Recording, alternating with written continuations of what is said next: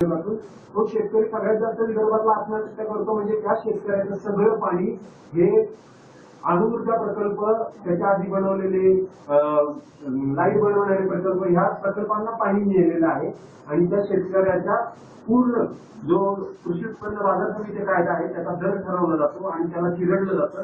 या माध्यमातून त्या शेतकऱ्याच्या संपूर्ण आत्महत्या होतात आणि त्या आत्महत्या होत असताना त्या शेतकऱ्यांनी, आमचं म्हणणं असं आहे की त्या शेतकऱ्यांनी जुनी पारंपरिक पद्धती कशी होती ते अवलंबावं.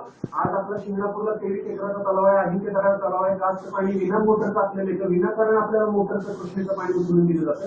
भारतीय पारंपरिक पद्धती पराशर ऋषींनी जो शेती करण्याचा दिला त्याच्यामध्ये पाण्याची व्यवस्था जशी आहे ती पाण्याची व्यवस्था शेतकऱ्यांना जमिनीच्या 10% तलाव बांधून द्यावेत. मध्य प्रदेशमध्ये ती योजना चालू आहे.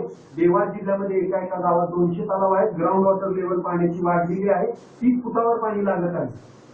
चौथा मुद्दा आमचा असा आहे, ज्या आपल्या इथं इंडियन एज्युकेशन ऍक्ट खाली वयाच्या 15 वर्षापर्यंत 10वी पर्यंत अडकवलं जातं, 12वी पर्यंत 17 वर्ष आणि 20 वर्षापर्यंत आपल्याला ग्रॅज्युएशनला अडकवलं जातं.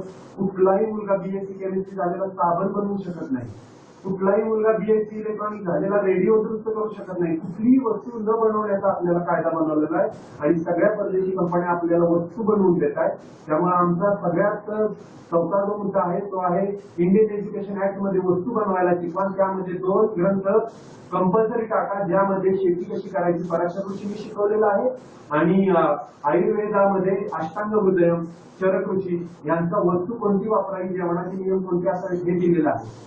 तरी 6वा मुद्दा, त्याच मुद्द्यामध्ये आमचं म्हणणं असं आहे की मायक्रोसॉफ्ट जर एक्झाम ऑनलाईन घेतलं तर 10वी आणि 12वीच्या मुलांना 6 महिने 1 वर्ष कशाला अडकवलं जातं.